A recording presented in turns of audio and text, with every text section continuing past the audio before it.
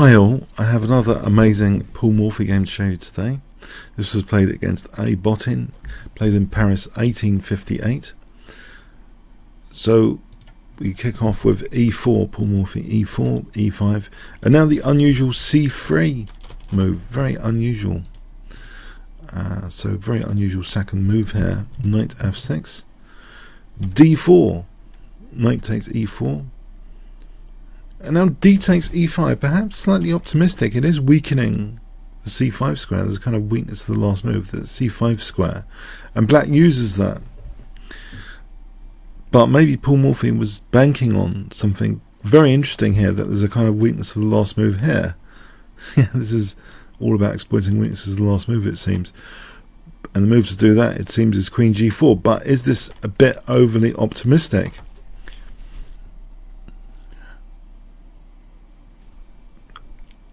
Well, let's have a look at the game. Black played knight takes f2 here, forking queen and rook. What could possibly go wrong with this? Well, queen takes g7, hitting the rook. Rook f8. And now, the unfortunate move, bishop g5. Now, if the bishop retreats, then white can simply just take that, another forcing move, and then just take on f2. Material up. So black is forced into the awkward looking f6. It looks as though it's weakening this diagonal. In fact, here, bishop takes f6 might be a really good move, as well as what was played. You know, bishop takes. On bishop e7, we can use this diagonal with bishop e2, threatening bishop h5. Very embarrassing.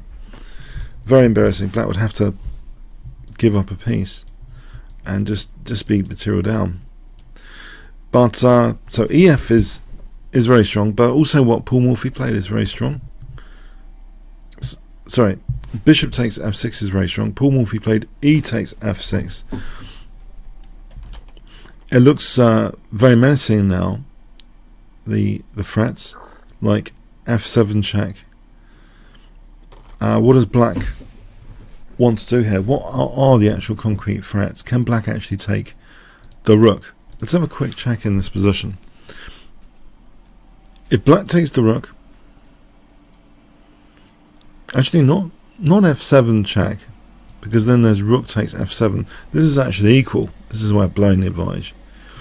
No, we go back to this diagonal. I think this diagonal is a central feature in the variations here. We play bishop e2 to go onto that diagonal. And now black's busted.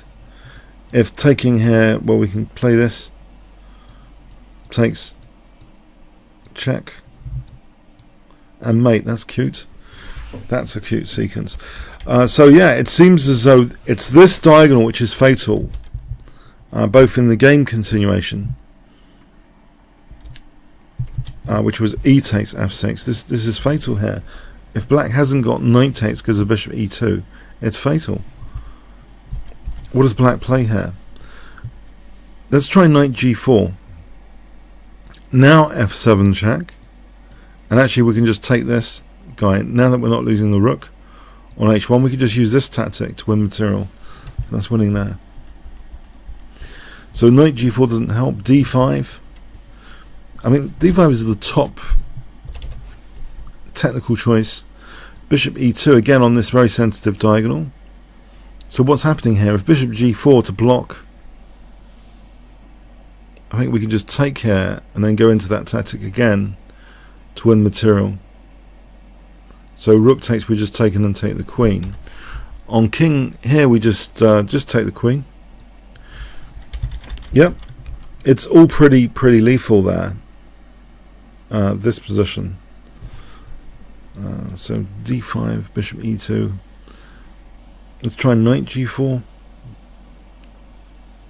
And take this again, transpose again into the same sort of ideas. f7, and then taking here. It's just an overload, isn't it? Tactic. That f7 winning material there. Okay, so in the game, so rook takes f6, bishop takes. We have this continuation in the game, and that was it. Black's losing the queen there in the final position.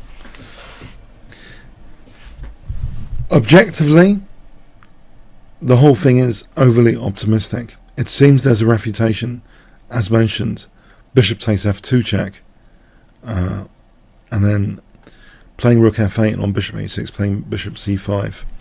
So there is a refutation here, but opening theory was in its infancy, so it was a very interesting, novel second move choice by Paul Morphy, and yeah, kind of interesting stuff with queen g4 nevertheless. He pulled it off here, but yeah, defensive resources and opening theory, since evolving, you might not want to try this today, this line. Comments, questions, likes, shares appreciated. Thanks very much.